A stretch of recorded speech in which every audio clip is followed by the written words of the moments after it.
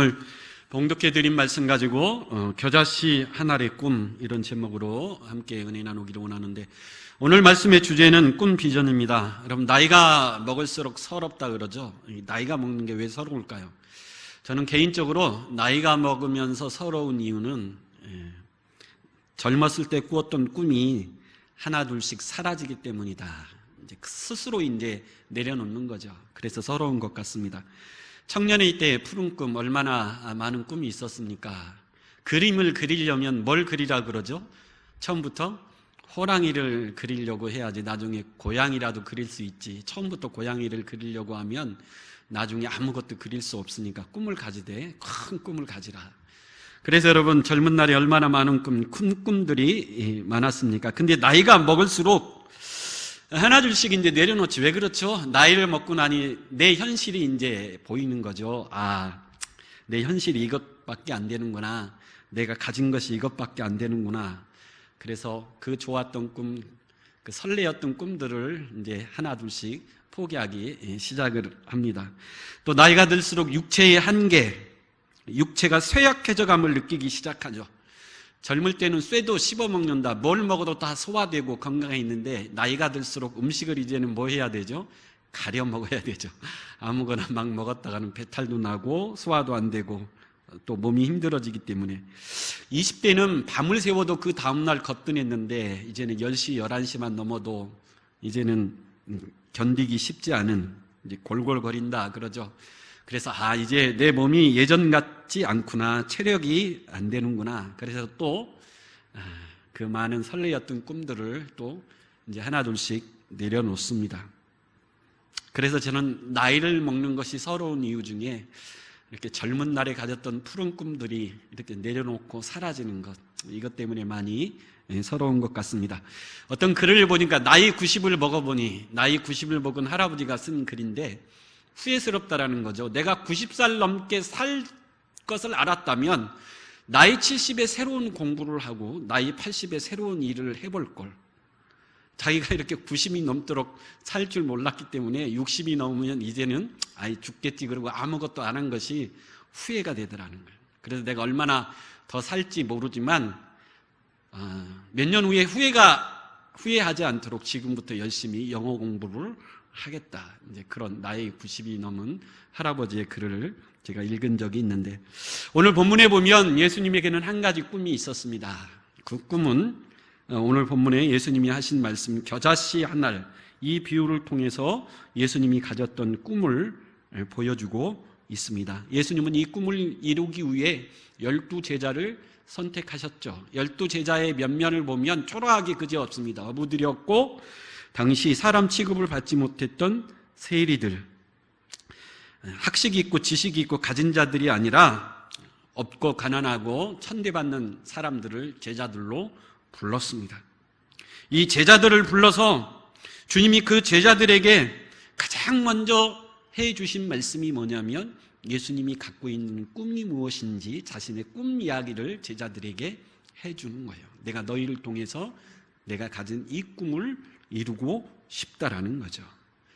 예수님이 가졌던 꿈이 뭐죠? 하나님 나라에 관한 꿈입니다.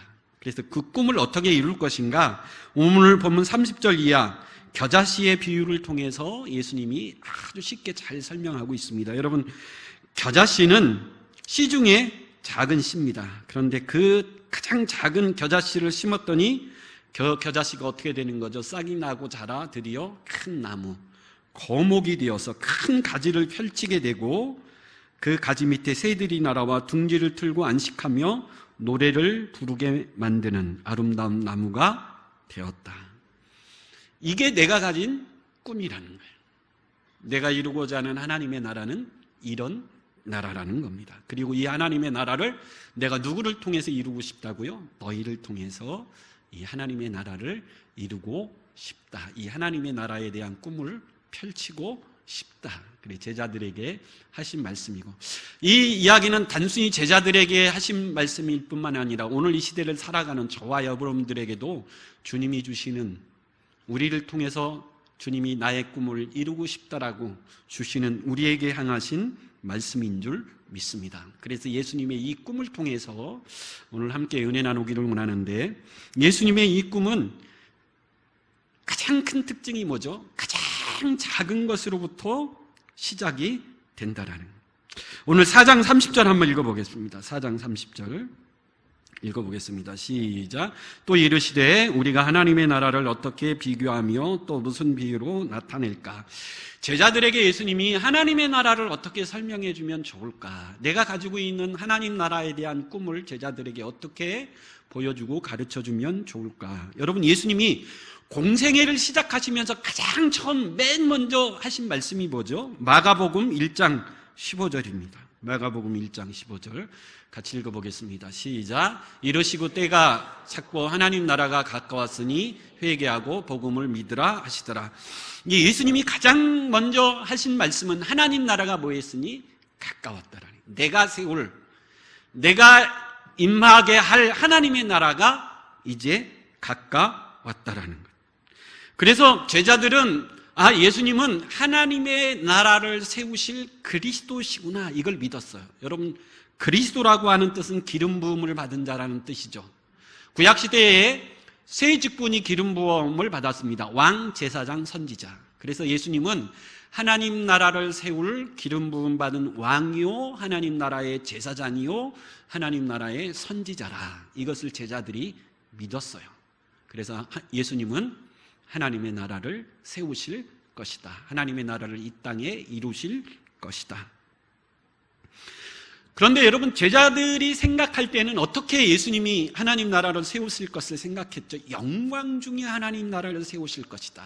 예수님이 하나님 나라를 세우실 때에는 천사들도 그 영광의 모습을 드러낼 것이고, 판파레가 울리면서 하나님의 나라가 영광 중에 예수님과 더불어 이 땅에 임할 것이다라고 생각했어요. 그래서 요한과 야고보가 그의 어머니 살로메와 더불어 예수님에게 찾아와서 뭐라고 부탁하대? 예수님이 영광 중에 하나님의 나라를 이 땅에 세우실 때 우리 두 형제들, 하나는 좌편에 하나는 우편에 앉혀주십시오. 예수님이 영광 중에 하나님 나라를 세우셔서 하나님 나라의 왕이 되시면 우리 형제를 하나는 좌편에, 하나는 우편에, 하나는 예수님의 오른팔이 되게 하시고 하나님은 예수님의 왼팔이 되게 해 주십시오. 그렇게 부탁하는 모습을 볼 수가 있었죠. 근데 가만히 보니까 좀 이상해 보여요. 제자들이 기대하는 하나님의 나라하고는 영 딴판으로 흘러갑니다. 당시 유대를 이끌어갔던 유대 지도자들은 예수님을 배척하기 시작했고, 예수님을 따랐던 많은 사람들이 예수가 그리스도라는 것을 받아들이지 않는 분위기입니다. 또 결국 예수님은 그 군중 무리들을 통해서 십자가에 죽임당할 것이다. 또 예수님이 그렇게 말씀을 하기 시작해요. 그래서 제자들은 자기들이 꿈꾸고 기대하던 하나님의 나라, 예수님이 세우실 하나님의 나라에 대한 의심을 갖기 시작했어요. 그래서 예수님이 내가 세울 하나님의 나라는 어떤 나라인가 비유로 쉽게 제자들에게 설명을 해 주시는데, 가장 대표적인 비유가 겨자씨 비유입니다. 30절 이하에 나와 있죠. 겨자씨 비유. 그리고 하나님의 나라의 두 번째 특징이 나와 있는데 26절에서 29절에 나오는 자라나는 씨의 비유. 이 두 비유를 통해서 예수님이 세우실 하나님의 나라는 어떤 나라인가, 그 특징이 이 두 비유를 통해 아주 중요한 두 가지 특징을 가르쳐주고 있습니다. 첫째로 겨자씨 비유를 통해서 예수님이 세우실 하나님의 나라는 어떤 나라인가, 그 시작은 아주 작고 초라하게 시작한다라는 거예요. 우리 31절 한번 읽어보겠습니다. 31절 읽어보겠습니다. 시작. 겨자씨 한 알과 같으니 땅에 심길 때에는 땅 위의 모든 씨보다 작은 것이로되. 예수님이 세우실 하나님의 나라의 시작은 아주 뭐로 시작한다라고요? 작은 것. 씨 중에 가장 작은 씨가 겨자씨입니다. 모나미 볼펜으로 점 하나 찍으면 그 점 하나, 눈에 보일 날 말락한 그 점 하나 같은 크기가 겨자씨입니다. 씨 중에 가장 작은 씨요. 하나님의 나라는 그렇게 시작하는데, 하나님의 나라를 겨자씨로 비유한 것은 그만큼 보잘것없는 것으로 한다라는 거예요. 너무 보잘것없고 하찮게 보이기 때문에 앞에서 씨 뿌리는 비유를 통해서 우리가 살펴봤죠. 사람들이 조그만 핍박이나 환난이 와도, 또 세상에 조그만 물질의 유혹이 와도 쉽게 이 하나님의 나라를 포기할 만큼 작고 초라하게 하나님의 나라는 시작한다라는 거예요. 여러분, 우리나라는 반도국가죠. 작은 나라이기 때문에 작은 것에 컴플렉스를 갖고 있어서 그런지 큰 것을 좋아합니다. 대자를 좋아하죠. 그래서 우리나라의 국호, 우리나라의 이름을 뭐라고 지었죠? 세계에서 찾아볼 수 없을 만큼 어마어마한 이름입니다. 대한민국인데 대한민국을 이렇게 부르지 않고 어떻게 불러요? 앞에 대자에 힘을 줘서 대한민국. 대자를 좋아합니다. 우리나라의 최고의 정치 권력 수반을 뭐라고 그러죠? 대통령. 외국 나라를 대표해서 보낼 때 뭐라고 그래요? 대사. 소사라고 안 해요. 소사라고 하면 굉장히 기분 나빠합니다. 대사. 여러분, 강에 다리를 만들고 이름을 붙일 때 뭐라고 붙입니까? 한강 대교, 행주 대교. 도로도 만들고 이름을 뭐라고 붙이죠? 도로, 양재대로, 강남대로. 가게를 해도요, 조그만 포장마차집을 해도 이름을 뭐라고 지어요? 대포집. 큰 걸 너무 좋아해서 우리 민족이 반도국가고 너무 작은 민족이라 많은 시련을 겪어서 작은 것에 대한 컴플렉스, 그래서 일종의 어떤 보상심리 때문에 큰 것을 좋아합니다. 그래서 나는 손이 뭐한 사람이다, 이게 우리의 자랑이요. 나는 손이 크다.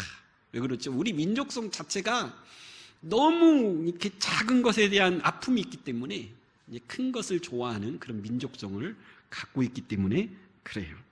그래서 우리의 마음속에도 은근히 작은 것을 무시하고 작은 것을 비하시키는 경향이 있습니다. 그러나 우리 주님은 이 겨자씨 비유를 통해서 주님이 세우실 하나님의 나라를 통해서 강조하고 싶은 건 뭐죠? 작은 것을 부끄러워하지 말라는 것. 작다고 부끄러워하지 말라는 것. 하나님의 나라는 겨자씨처럼 작은 것으로부터 시작이 된다. 우리 기독교, 우리 하나님은 절대 작다고 무시하는 분이 아니라는. 여러분, 예수님을 보십시오. 예수님이 하나님 나라를 세우기 위하여 이 땅에 왕으로 오셨는데 가장 가난한 목수의 아들로, 그것도 어디에서요? 마구간에서 말의 밥통에서 태어난 무신이 예수님이에요. 여러분, 거기에 무슨 왕이 보이고 거기에 무슨 위대하고 선한 것을 기대할 수 있겠습니까? 그러나 하나님의 나라는 그렇게 시작한다는. 오살리 기도원에 가보면 요즘은 조영기 목사님이 개척할 때 그 천막교회를 복원해 놨어요. 천막교회를 가보면 옛날 가마니로, 거적대기로 이렇게 얽히설키해서 이렇게 조그맣게 세운 교회에서 여의도 순복음교회는 시작이 됐어요. 여러분, 거적대기로 얽히설키 조그만 10평도 안 되는 조그만 교회. 근데 지금은 어떤 교회로 성장했다고요? 세계에서 가장 큰 교회로 성장을 했는데 시작은 초라하고 미약했다. 그러나 초라하고 미약하다고 부끄러워하지 말라는 것이에요. 우리 하나님은 결국 나중은 창대케 하시주실 분이 우리 하나님이시기 때문인 줄 믿습니다. 예수님의 십자가를 보십시오. 예수님이 십자가에 못 박혀 죽으실 때 모두 다 실망했습니다. 이젠 끝났다. 예수님이 죽었으니 이젠 끝났다. 너무 허무해 보입니다. 제자들도 그렇게 생각했습니다. 그러나 골고다에 달린 그 십자가의 사건이 결국 마귀의 세력을 물리치고 온 인류를 구원하는 출발점이 되었다라는 거예요. 하나님의 나라는 그렇게 시작한다라는 거예요. 하나님의 나라는 너무 작고 초라하기 때문에 사람들이 무시하고 비웃을 수 있다는 거예요. 거기에 무슨 소망이 있고 거기에 무슨 선한 것이 있겠느냐, 비아냥거릴 수도 있다라는 거예요. 여러분, 이스라엘 백성들이 바벨론 포로에 돌아와서 무너진 성전과 성벽을 재건하려고 할 때 주위의 사람들이 뭐라고 비아냥거렸죠? 우리 스가랴 4장 10절 한번 읽어보겠습니다. 스가장 4장 10절 시작. 작은 일의 날이라고 멸시하는 자가 누구냐? 사람들이 스룹바벨의 손에 다름줄이 있음을 보고 기뻐하리라. 이 일곱은 온 세상에 두루 다니는 여호와의 눈이라 하니라. 바벨론의 포로에서 돌아왔던 이스라엘 백성들이 무너진 성벽과 성전을 재건하려고 할 때 주위 민족 이방 사람들이 뭐라고 조롱했다고요? 이렇게 작은 것으로, 이렇게 작은 백성들이 뭘 할 수 있겠느냐, 그렇게 멸시하고 조롱했다라는 거예요. 그러나 하나님의 나라는 그렇게 작고 초라하지만 벽돌 한 장 쌓는 것부터 시작해서 결국 하나님의 스룹바벨 성전이 재건되는 위대한 일을 이루어 주신 줄 믿습니다. 영국 어떤 교회에서 선교 헌금을 걷는데 5살 먹은 어린아이가 1페니 아주 작은 돈을 헌금을 했습니다.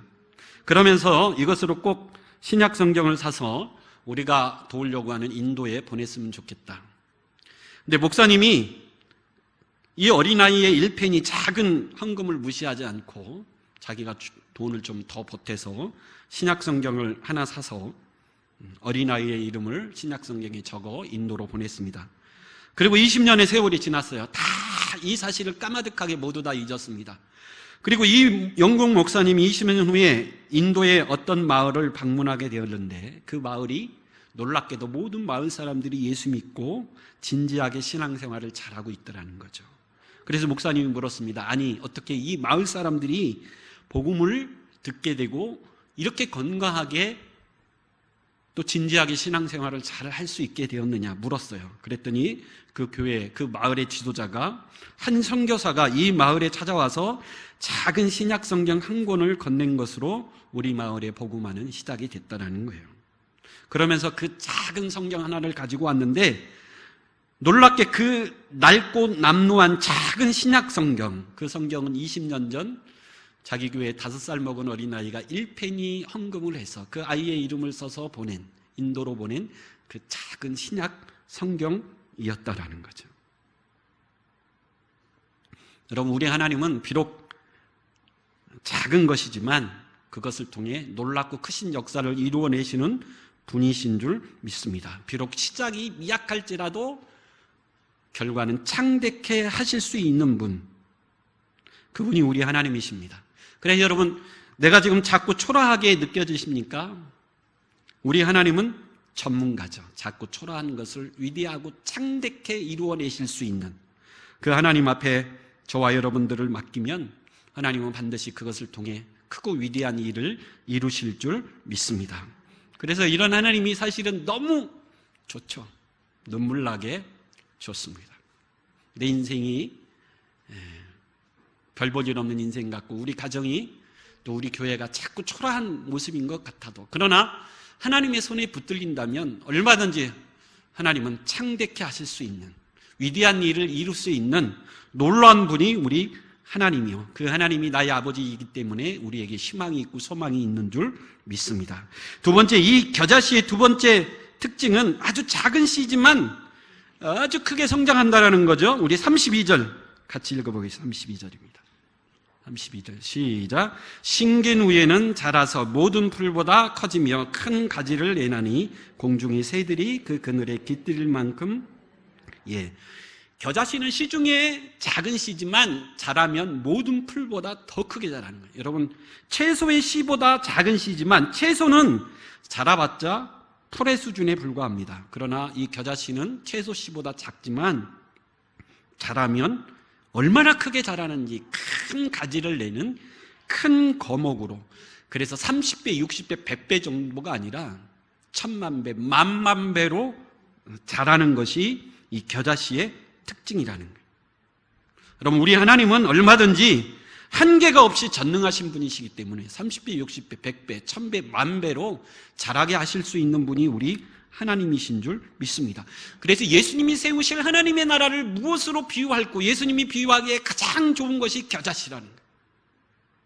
가장 작은 씨지만 가장 위대하게 크게 자라는 이 겨자씨가 예수님이 세우신 하나님 나라의 가장 좋은 비유가 된다는, 우리 하나님은 한계가 없는 분이에요. 우리가 감당할 수 없을 정도로 엄청나게 우리의 상상 이상으로 어마어마한 일을 이루어낼 수 있는 분이 우리 하나님이신 줄 믿습니다. 마태복음 12장 28절에 하나님의 나라가 이미 너희에게 임했다 그럽니다. 예수님이 이 땅에 세우실, 이 땅에 임하게 할 하나님의 나라는 예수님을 통해 이 땅에 이미 임해 있습니다. 세워졌어요. 근데 겨자씨처럼 너무 작고 초라하게 임했기 때문에 사람들이 제대로 알아보지 못할 정도로 작게 임해 있어요. 근데 이게 자라기 시작합니다. 예수님이 세우신 하나님의 나라는 12제자를 통해 예루살렘과 온 유대와 사마리아로 커졌고 안디옥을 거쳐 소아시아로 커졌습니다. 큰 가지를 계속해서 뻗어나가죠. 마게도냐를 거쳐 로마를 거쳐 주중회를 전하 온 유럽에 그 가지를 펼쳤죠. 그리고 이제는 영국을 또 미국으로 그 큰 가지를 계속해서 뻗칩니다. 심지어 우리나라 한국에도 그 무성한 하나님 나라의 가지가 뻗어와 자라났고, 또 지금은 온 세계를 향해 양동서남북 사방으로 힘있게 뻗어 나가는 줄 믿습니다. 그래서 요한계시록 11장 15절이죠. 요한계시록 11장 15절. 같이 읽어보겠습니다. 시작. 일곱째 천사가 나팔을 불매 하늘에 큰 음성들이 나서 이르되 세상 나라가 우리 주와 그리의 그리스도의 나라가 되어 그가 세세토록 왕노릇 하시리로다. 이 하나님의 나라가 땅끝까지 이르러 이 하나님의 나라의 무성한 가지가 온 세상에 충만해질 때 우리 그리스도는 이 나라의 뭐가 되신다고요? 왕이 되셔서 저와 여러분들과 함께 통치하고 다스리시는 위대한 하나님의 나라를 완성해 놓을 줄 믿습니다.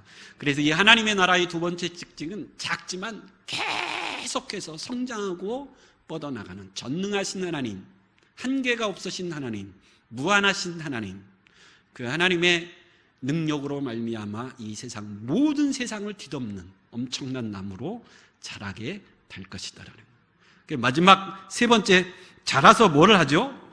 32절 다시 한번 읽어보겠습니다.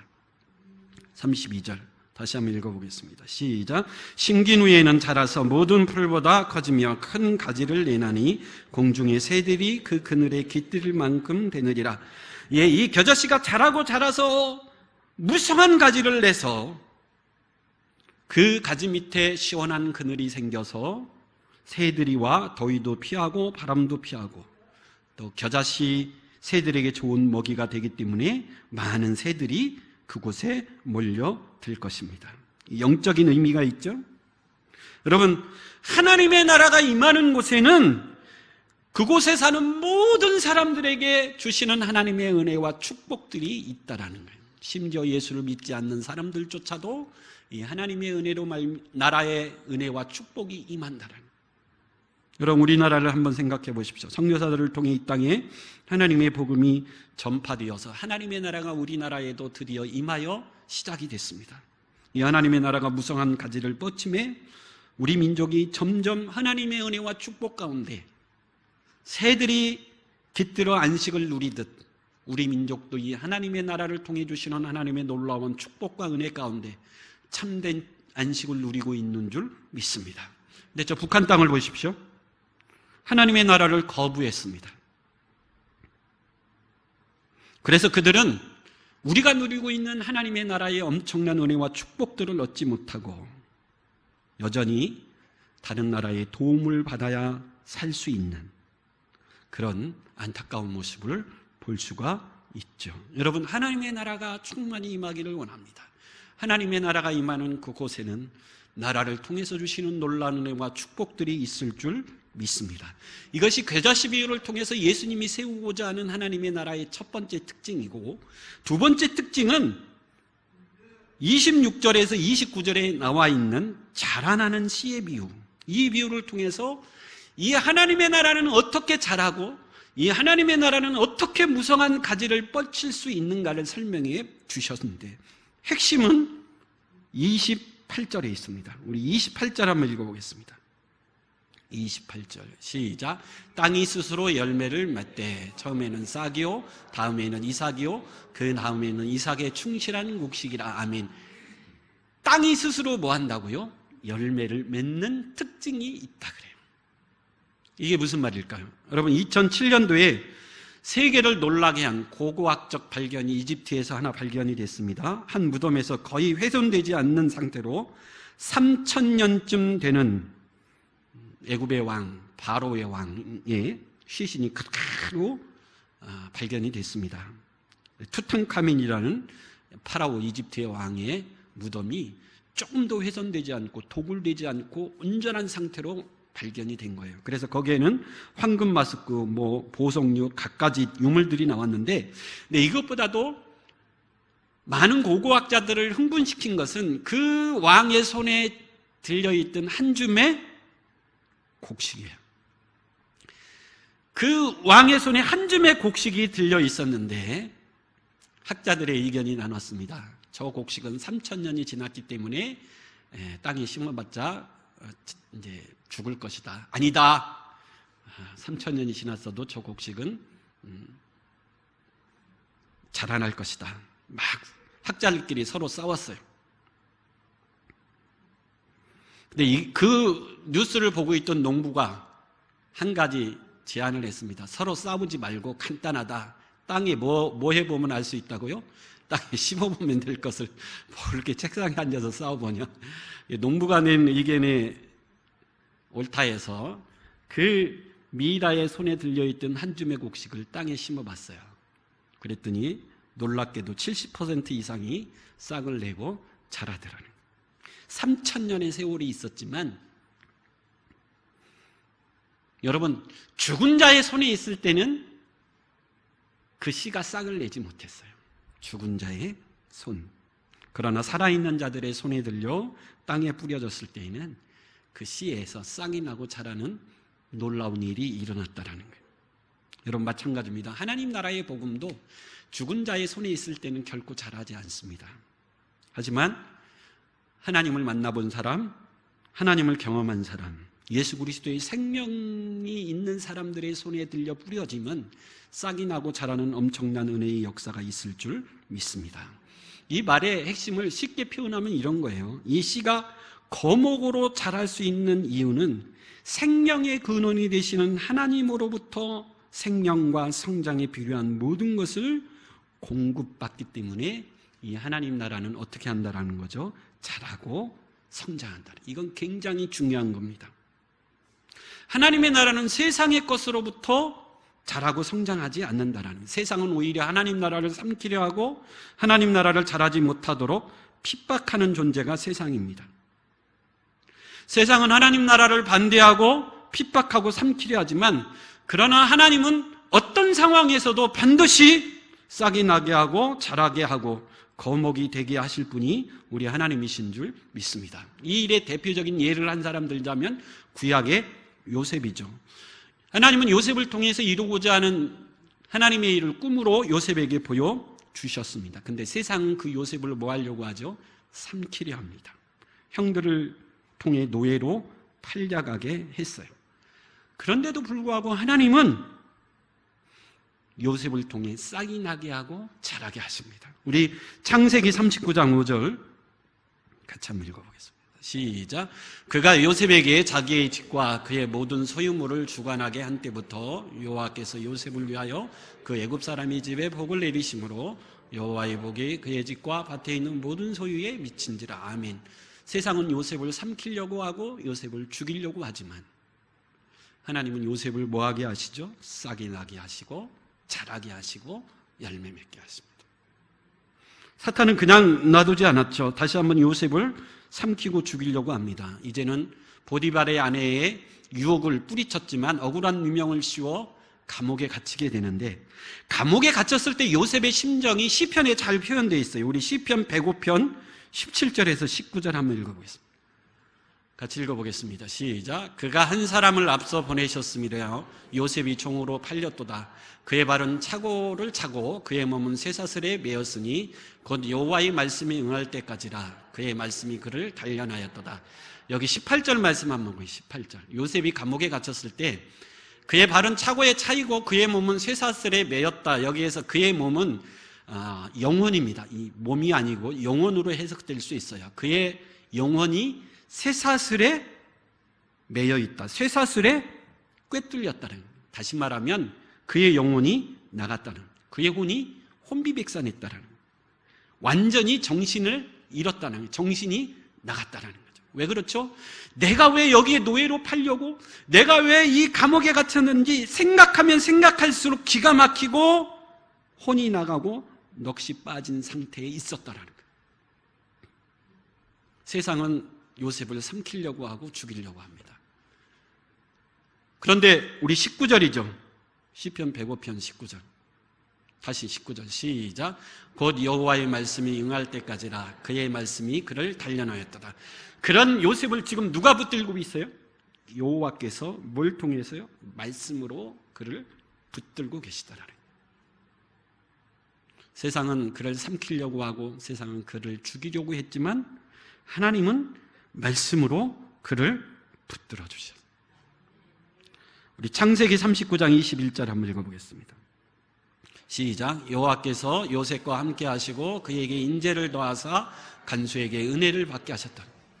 여호와께서 말씀으로 그를 붙들어 주시고 여호와께서 은혜로 그를 붙들어 주시니 혼이 나가고 정신이 혼비백산했지만 그가 절망하지 않고 낙심하지 않고 연단받고 연단받아 결국은 애굽의 총리가 될 수 있는 정금 같은 하나님의 사람으로 나오게 된 줄 믿습니다. 여러분, 하나님 나라를 무엇으로 비유하면 좋을까? 예수님이 두 가지 비유를 통해서 하나님의 나라는 겨자씨 작은 것으로 이 땅에 임해 있기 때문에 사람들이 조롱하고 핍박하고 원수마귀는 삼키려 한다라는 거예요. 세상은 요셉을 노예로 삼고 죄수로 삼아 괴롭히고 죽이며 묻어 삼키려고 했어요.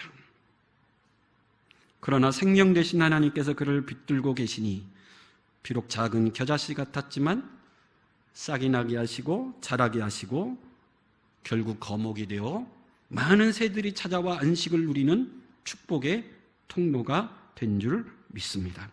이것을 신약시대에 와서 한 문장으로 가장 잘 표현한 분이 계셨는데 사도 바울이죠. 사도 바울이 빌립보서 4장 12절에서 13절 이런 고백을 했어요. 빌립보서 4장 12절 13절 같이 읽어보겠습니다. 시작. 나는 비천에 처할 줄도 알고 풍부에 처할 줄도 알아. 모든 일 곧 배부름과 배고픔과 풍부와 궁핍에도 처할 줄을 아는 일체의 비결을 배웠노라. 내게 능력 주시는 자 안에서 내가 모든 것을 할 수 있느니라. 사도 바울은 지금 로마 감옥에 갇혀 있지만 나는 모든 것을 할 수 있다, 그렇게 고백합니다. 중요한 것은 그 힘이 세상으로부터 오는 것이 아니라 누가요? 하나님으로부터 오는 힘이 있기 때문에 그렇다라는 거예요. 나는 세상으로부터 아무 받는 것이 없다 그래요. 그래서 배부르거나 배고프거나 그것이 내 일에 방해가 되지 않는다라는 거예요. 내가 많은 것을 가지고 있든지 궁핍해 있든지 그것이 내 일에 전혀 방해가 되지 않는다라는 거예요. 왜요? 나는 세상으로부터 그 어느 것으로 받아 성장하고 자라는 것이 아니라 오직 누구로부터요? 하나님이 주시는 힘과 능력으로 나는 모든 것을 할 수 있기 때문에 그렇다라는 거예요. 세상은 나를 감옥에 가둘 수도 있고 세상은 나를 핍박할 수도 있고 세상은 나에게 명예를 줄 수도 있지만 나는 그거하고는 전혀 상관이 없다라는 거예요. 빌립보서 4장 19절 한 번 더 이어서 이렇게 바울이 고백합니다. 시작. 나의 하나님이 그리스도 예수 안에서 영광 가운데 그 풍성한 대로 너희 모든 쓸 것을 채워주시기 때문에. 세상은 나를 삼키려 하고 세상은 나를 죽이려 하지만 내게 필요한 모든 것을 누가 공급해 주세요? 하나님이 공급해 주시기 때문에. 그래서 고린도전서 15장 58절에 사도 바울이 고린도 교회 교인들을 향한 마지막 권면이 이 말씀 아닙니까? 너무 은혜로운 말씀인데 우리 고린도전서 15장 58절 같이 한번 읽어보겠습니다. 시작. 그러므로 내 사랑하는 형제들아 견실하며 흔들리지 말고 항상 주의 일에 더욱 힘쓰는 자들이 되라. 이는 너희 수고가 주 안에서 헛되지 않은 줄 알미라. 사랑하는 형제들이여 흔들리지 말고 항상 주의 일에 더욱 힘쓰는 자들이 되라. 세상은 우리를 삼키려 하고 세상은 우리를 죽이려 하고 세상은 우리를 넘어뜨리려고 하지만 그러나 하나님은 우리에게 뿌려진 이 하나님 나라 천국 복음의 씨가 결국은 싹이 나게 하시고 자라나게 하시고 거목이 되게 하도록 끊임없이 우리에게 필요한 것들을 공급하시며 결국 우리를 승리케 하실 것이고 우리를 통해 이 하나님의 나라는 힘있게 더 확장되게 하실 것을 내가 믿기 때문에 우리의 수고가 헛되지 않은 줄 우리가 믿기 때문에 사랑하는 형제들이요 견실하며 흔들리지 말고 항상 주의 일에 더욱 힘쓰는 자들이 되라. 이게 여러분 예수님이 이 땅에 세우실 또 예수님이 이 땅에 이루실 하나님 나라의 가장 큰 특징이라는 거예요. 여러분들이 제자들을 부르실 때 왜 어부들, 왜 별 볼 일 없고 하찮은 사람들을 불렀습니까? 하나님의 나라는 세상의 것들로 자라고 열매 맺는 것이 아니기 때문에 그래요. 하나님이 생명을 공급해 주시고 하나님이 필요한 것들을 공급해 주실 것이고 하나님이 30배, 60배, 100배의 열매로 결실 맺게 하실 것이기 때문에 그렇다라는 거예요. 사도 바울은 내게 능력 주시는 자 안에서 그래서 나는 모든 것을 뭐 할 수 있다요? 할 수 있다. 사랑하는 형제들이여, 그렇기 때문에 흔들리지 말고 낙심하지 말고 절망하지 말자. 여러분, 이게 우리 주님이 가졌던 하나님 나라에 대한 꿈이고 제자들을 통해 이루고자 했던 하나님 나라에 대한 비전이며 이 시대 저와 여러분들 우리 교회를 통해 이루고자 하는 하나님 나라의 꿈이요 비전인 줄 믿습니다. 그래서 여러분, 작다고 초라하다고 별 볼 일 없다고 낙심하거나 절망하지 마십시오. 주님의 손에 붙들리면 가장 작은 겨자씨는 거목이 될 것이고 많은 새들이 찾아와 안식하며 기뻐하는 축복의 통로가 될 것이기 때문입니다. 이것이 우리 주님이 가지셨던 아주 작은 겨자씨 한 알의 꿈이요 비전이었습니다. 이 황홀한 주님의 비전에 동참한 저와 여러분들이요, 결국 주님의 나라가 이 땅 온 세상에 무성한 가지를 펼치시고 계시록의 말씀대로 주님이 그 나라의 왕이 되셔서 세세토록 다스리실 그때 함께 저와 여러분들은 주님의 왕같은 제사장이 되어 이 땅을 함께 통치하고 다스릴 그날이 올 것입니다. 그날이 올 때까지 여러분, 주님이 우리에게 마지막 통보하신 이 명령, 땅끝까지 이르러 이 복음의 증인이 되라, 그 사명을 잘 감당할 수 있는 저와 여러분들이 되길 바라고, 작은 겨자씨 한 알에서 큰 거목을 볼 수 있는 이 시각을 가지고 여러분들의 가정과 우리 교회를 세워나갈 수 있는 저와 여러분 될 수 있길 간절히 축원합니다. 아멘. 기도하겠습니다.